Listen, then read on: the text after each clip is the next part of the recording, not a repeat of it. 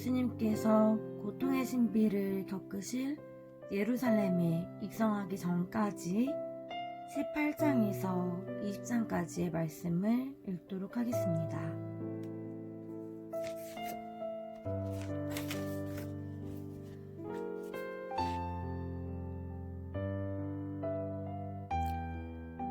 길이요 진리요 생명이신 스승 예수 그리스도님, 저희가 성 바오로 사도와 교회의 정신으로 당신의 사랑에 숭고한 지식을 깨닫게 하소서.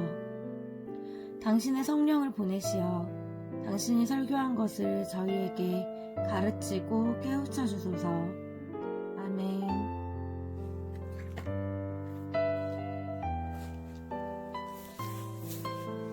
마테오복음 18장. 하늘나라에서 가장 큰 사람. 18장 1절에서 5절. 그때 제자들이 예수님께 다가와 하늘나라에서는 누가 가장 큰 사람입니까?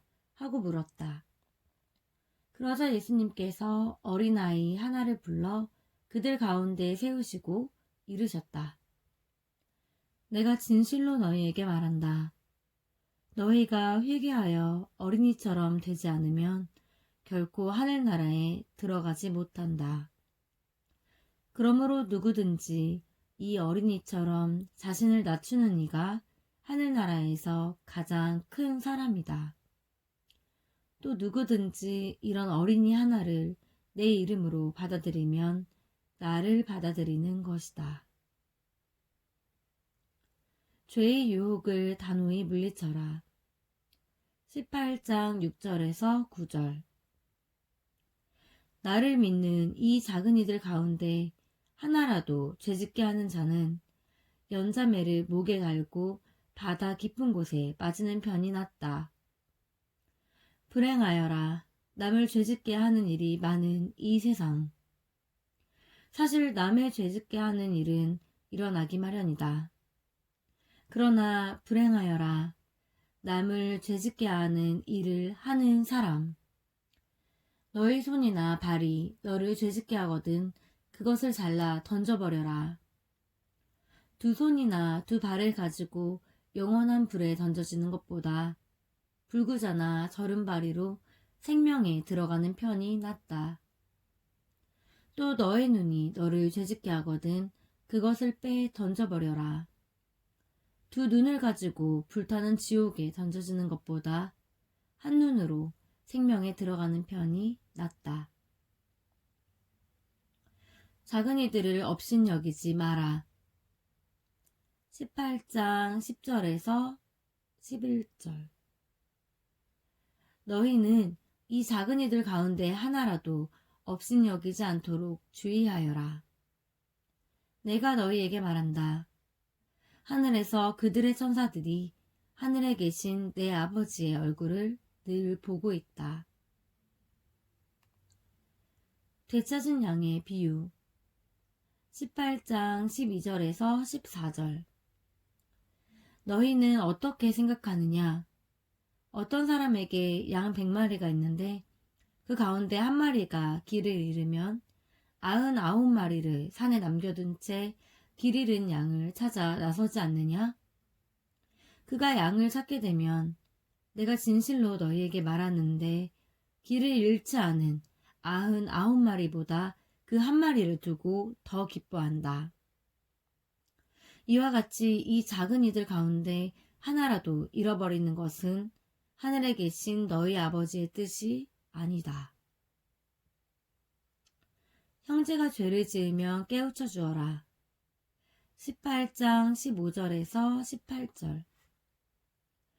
너희 형제가 너에게 죄를 짓거든 가서 단둘이 만나 그를 타일러라. 그가 너의 말을 들으면 너가 그 형제를 얻은 것이다. 그러나 그가 너의 말을 듣지 않거든 한 사람이나 두 사람을 더 데리고 가거라. 모든 일을 둘이나 세 증인의 말로 확정지어야 하기 때문이다. 그가 그들의 말을 들으려고 하지 않거든 교회에 알려라. 교회의 말도 들으려고 하지 않거든 그를 다른 민족이나 세리처럼 여겨라. 내가 진실로 너희에게 말한다. 너희가 무엇이든지 땅에서 매면 하늘에서도 매일 것이요 너희가 무엇이든지 땅에서 풀면 하늘에서도 풀릴 것이다. 함께 기도하면 아버지께서 들어주신다. 내가 또 진실로 너희에게 말한다. 너희 가운데 두 사람이 이 땅에서 마음을 모아 무엇이든 청하면 하늘에 계신 내 아버지께서 이루어 주실 것이다. 두 사람이나 세 사람이라도 내 이름으로 모인 곳에는 나도 함께 있기 때문이다. 형제가 죄를 지으면 몇 번이고 용서하여라. 18장 21절에서 22절. 그때 베드로가 예수님께 다가와 주님, 제 형제가 저에게 죄를 지으면 몇 번이나 용서해 주어야 합니까? 7번까지 해야 합니까? 하고 물었다. 예수님께서 그에게 대답하셨다. 내가 너에게 말한다. 7번이 아니라 77번까지라도 용서해야 한다. 매정한 종의 비유 18장 23절에서 35절. 그러므로 하늘 나라는 자기 종들과 샘을하려는 어떤 임금에게 비길 수 있다. 임금이 샘을하기 시작하자 10,000달란트를 빚진 사람 하나가 끌려왔다. 그런데 그가 빚을 갚을 길이 없으므로 주인은 그 종에게 자신과 아내와 자식과 그 밖에 가진 것을 다 팔아서 갚으라고 명령하였다. 그러자 그 종이 엎드려 절하며 제발 참아주십시오. 제가 다 갚겠습니다. 하고 말하였다. 그 종의 주인은 가엾은 마음이 들어 그를 놓아주고 부채도 탕감해 주었다. 그런데 그 종이 나가서 자기에게 100데나리온을 빚진 동료 하나를 만났다. 그러자 그를 붙들어 멱살을 잡고 빚진 것을 갚아라 하고 말하였다. 그의 동료는 엎드려서 제발 참아주게 내가 갚겠네 하고 청하였다. 그러나 그는 들여주려고 하지 않았다. 그리고 가서 그 동료가 빚진 것을 다 갚을 때까지 감옥에 가두었다. 동료들이 그렇게 벌어진 일을 보고 너무 안타까운 나머지 주인에게 가서 그 일을 죄다 일렀다. 그러자 주인이 그 종을 불러들여 말하였다. 이 악한 종아, 너가 청하기에 나는 너에게 빚을 다 탕감해 주었다. 내가 너에게 자비를 베푼 것처럼 너도 너의 동료에게 자비를 베풀었어야 하지 않느냐. 그러고 나서 화가 난 주인은 그를 고문 형녀에게 넘겨 빚진 것을 다 갚게 하였다. 너희가 저마다 자기 형제를 마음으로부터 용서하지 않으면 하늘의 내 아버지께서도 너희에게 그와 같이 하실 것이다. 혼인과 이혼. 마테오복음 19장 1절에서 9절까지.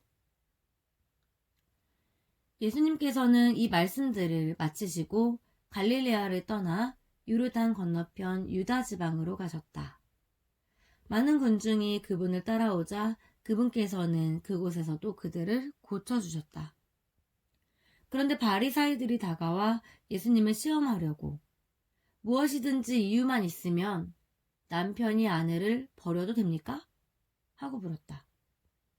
그러자 예수님께서 이렇게 대답하셨다.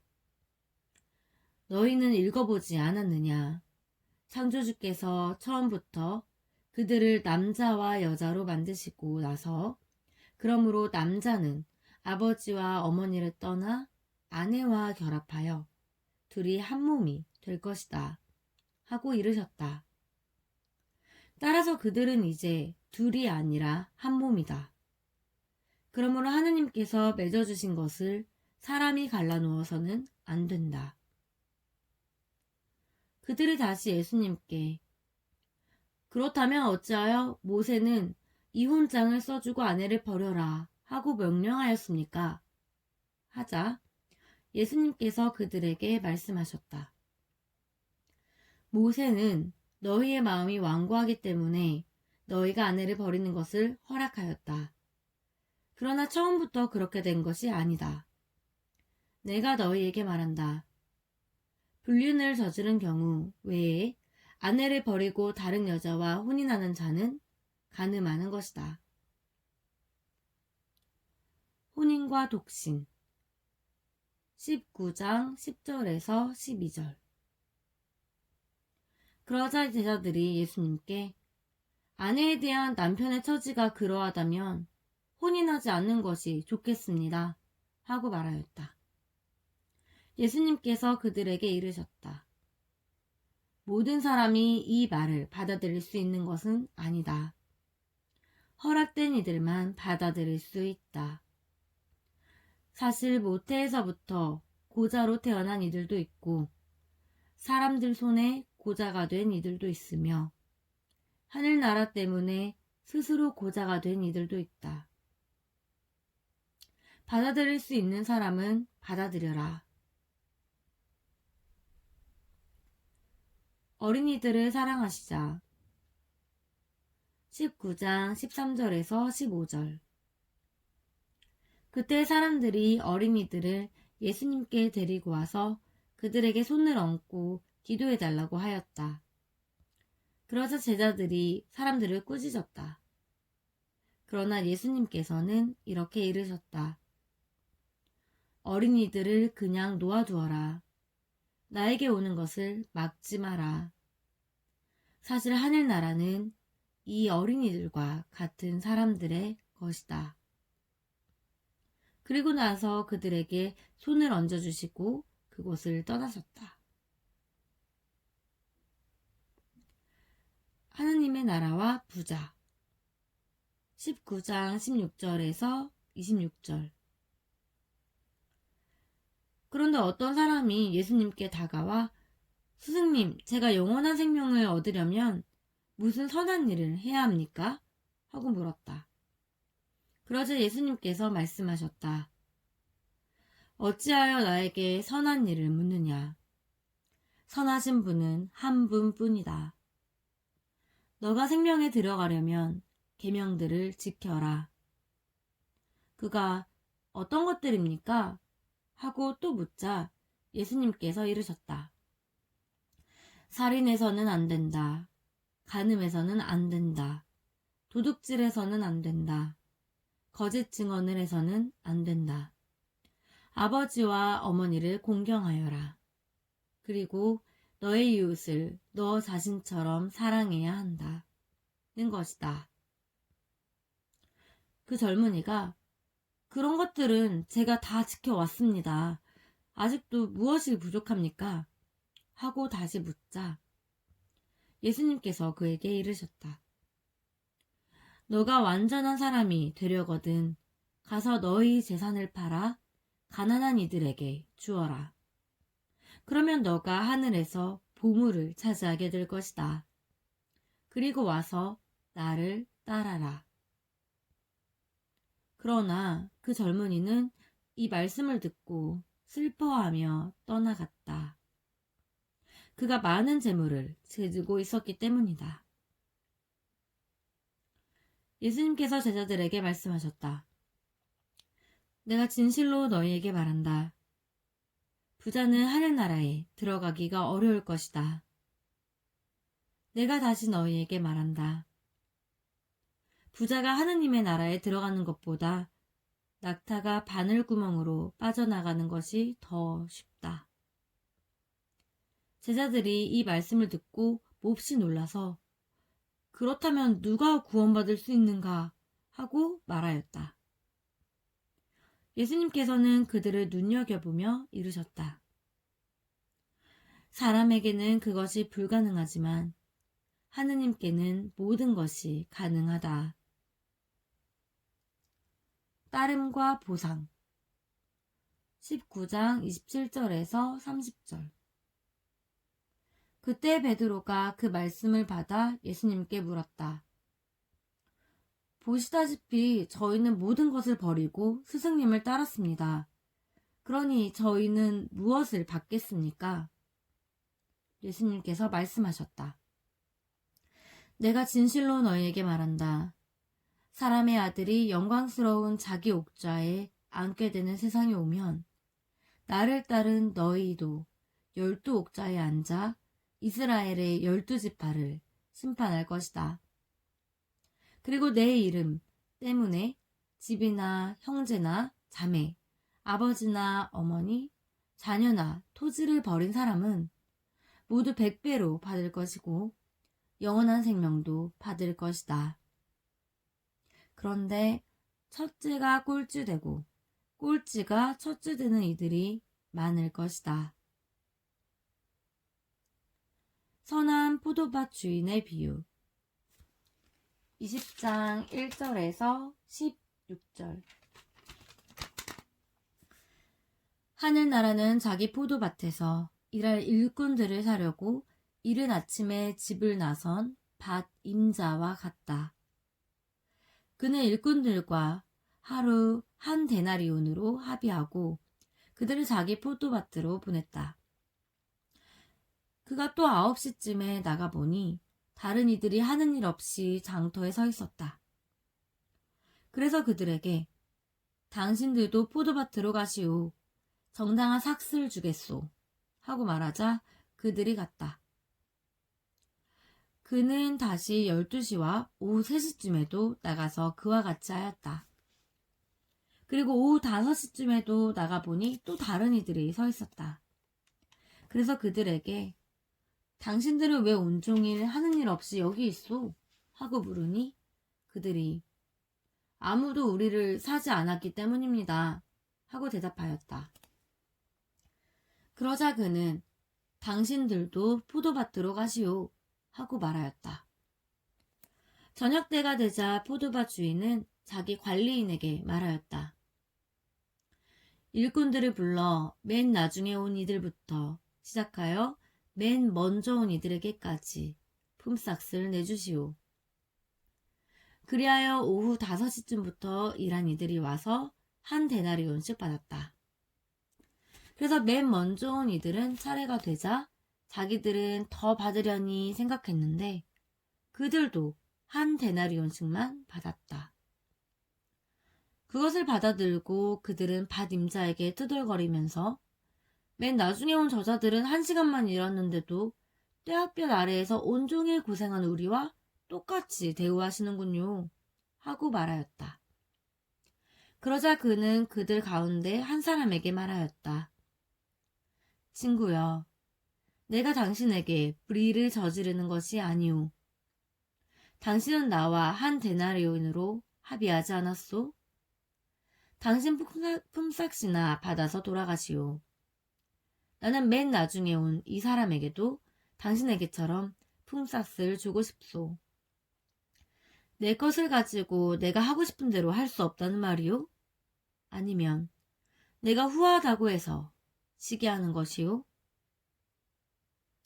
이처럼 꼴찌가 첫째 되고 첫째가 꼴찌 될 것이다.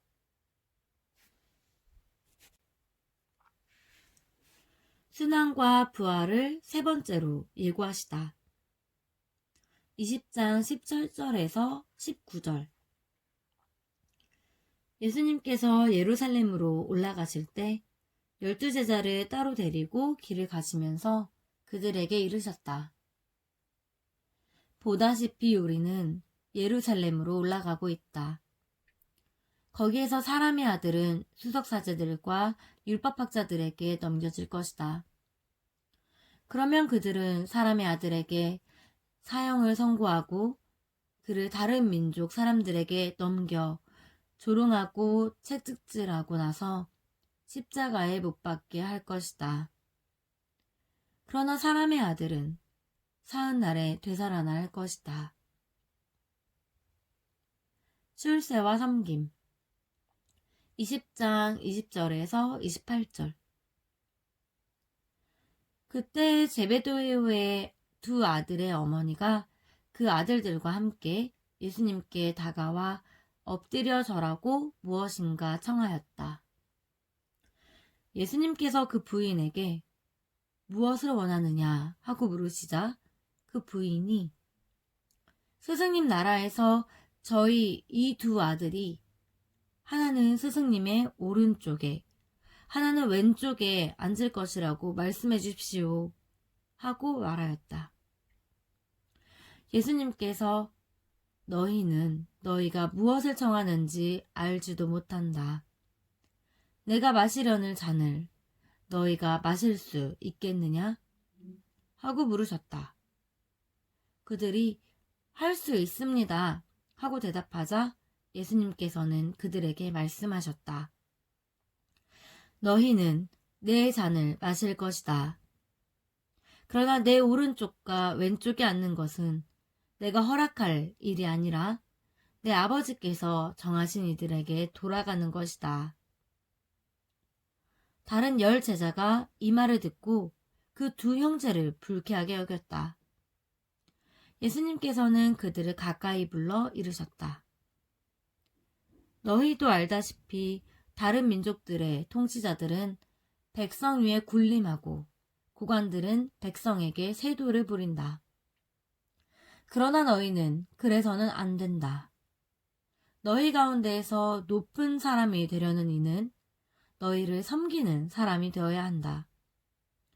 또한 너희 가운데에서 첫째가 되려는 이는 너희의 종이 되어야 한다.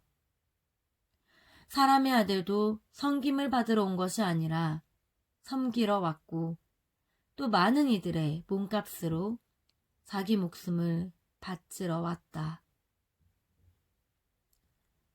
예리코에서 눈먼 두 사람을 고치시다. 20장 29절에서 34절. 그들이 예리코를 떠날 때에 많은 군중이 예수님을 따랐다. 그런데 눈먼 사람 둘이 길가에 앉아 있다가 예수님께서 지나가신다는 말을 듣고 다윗의 자손이신 주님, 저희에게 자비를 베풀어 주십시오 하고 외쳤다. 군중이 그들에게 잠자코 있으라고 꾸짖었지만 그들은 더욱 큰 소리로 주님, 다윗의 자손이시여 저희에게 자비를 베풀어 주십시오 하고 외쳤다. 예수님께서 걸음을 멈추시고 그들을 부르신 다음 내가 너희에게 무엇을 해주기를 바라느냐 하고 물으셨다. 그들이 주님, 저희 눈을 뜨게 해주십시오 하고 대답하였다. 예수님께서 가엾은 마음이 들어 그들의 눈에 손을 대시자 그들이 곧 다시 보게 되었다. 그리고 그들은 예수님을 따랐다. 하느님 감사합니다.